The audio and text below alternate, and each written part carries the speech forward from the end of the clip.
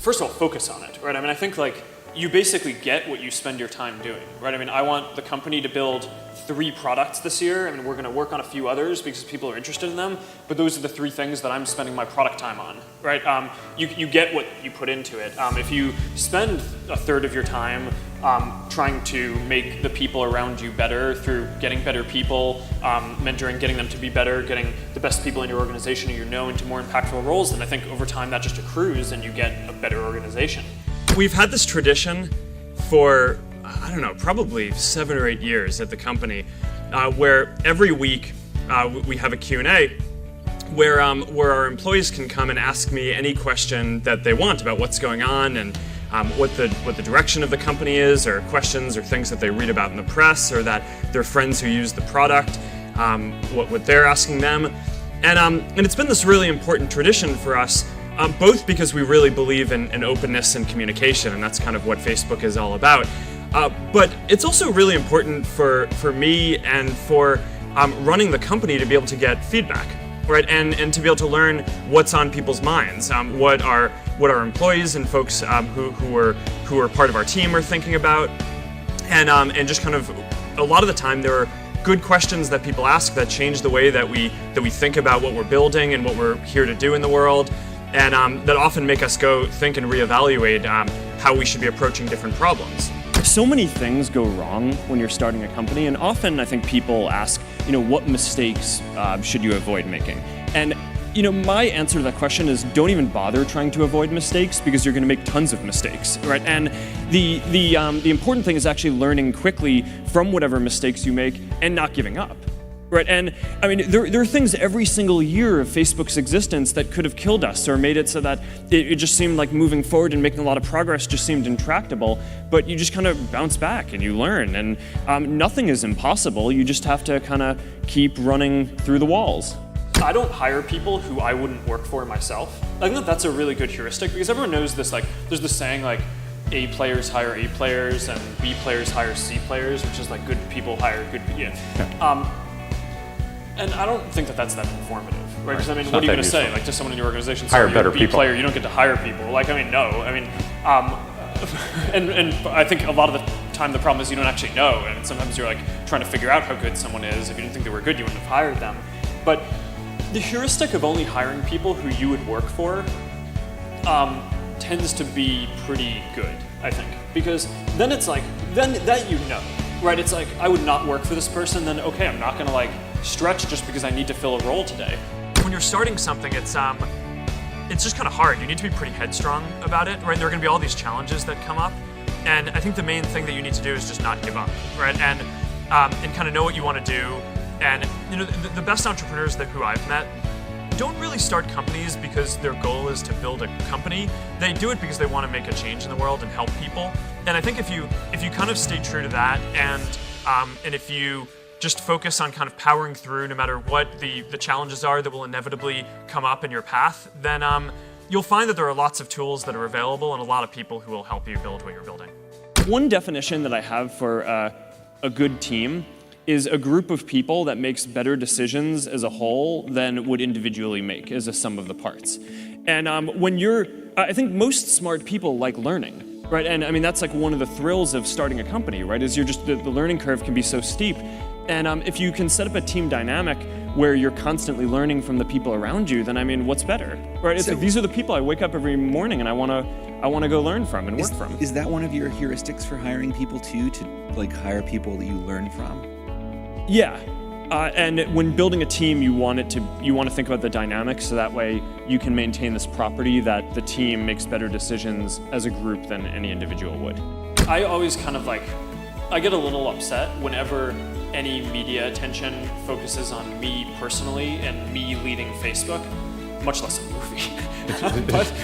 It's been kind of a bad year, hasn't it? It turned out okay. Time, Academy. It turned out good. The time thing was awesome. That was really flattering. But I think that it's one of these things that the media systematically gets wrong, is that this idea that it's a person, right? It's never a person, right? It's always a team. And the most important thing if you are an entrepreneur trying to build something is you need to build a really good team. And that's what I spend a lot of my time on, right? I mean, I spend probably at least 3 hours a day with our core team, right, and doing things. I spend probably 25% of my time recruiting, finding good people, both outside the company and inside the company to put in more impactful roles. So there's this inherent conflict in the system, though, which is, are we trying to optimize newsfeed to give each person, all of you guys, the best experience when you're reading? Or are we trying to help businesses just reach as many people as possible? And in every decision that we make, we optimize for the first, for making it so that for the people who we serve, who use Facebook and who are reading newsfeed, get the very best experience that they can. And that means that if a business is sharing content that's going to be useful for them, then we'll show that. But that means that if the business is sharing content that isn't going to be useful for them, we may not show that, because it's probably more important that they learn about their friend who had a baby and their baby is healthy.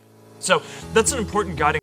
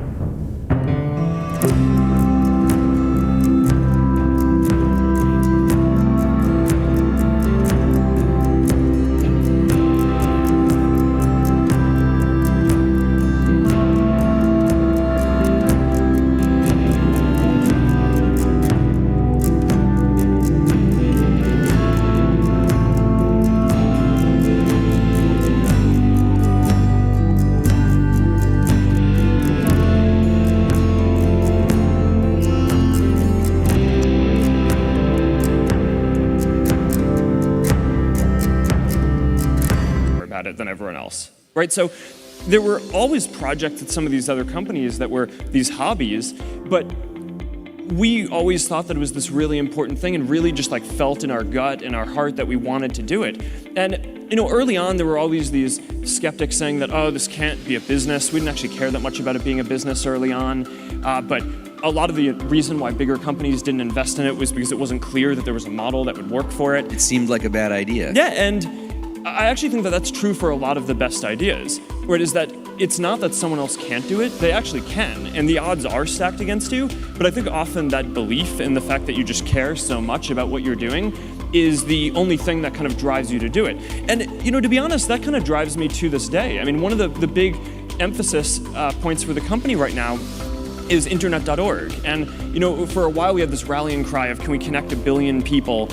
And when we started talking about that, we thought that was crazy, right? It was way bigger than any service in the world that had been built, and it was 10 digits long, right? It's like it felt crazy. We'd never get to that.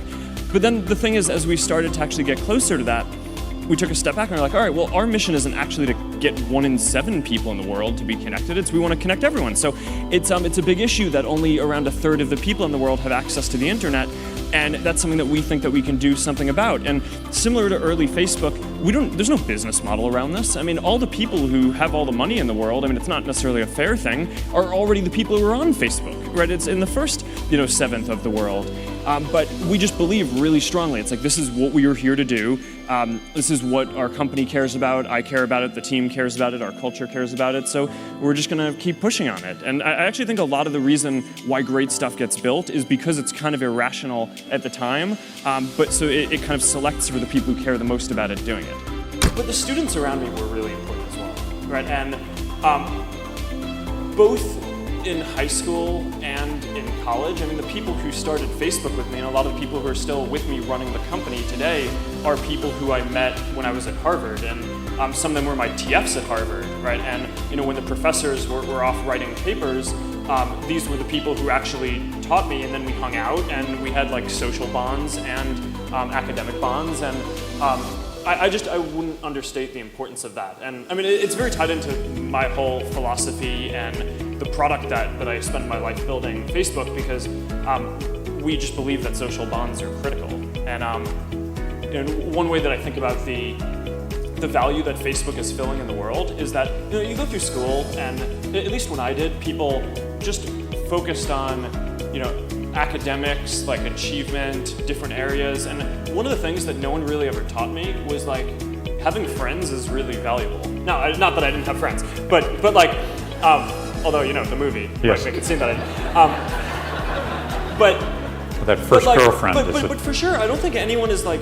It's not like, okay, third grade, we're gonna teach you that like hanging out with people is a very important development, right? And I don't know. I actually think that is, and I think that's part of the reason why sometimes people view Facebook as a waste of time. But I actually think it's this extremely socially valuable utility, and I know that I wouldn't be where I am today without that aspect of my life being as developed as the academic part.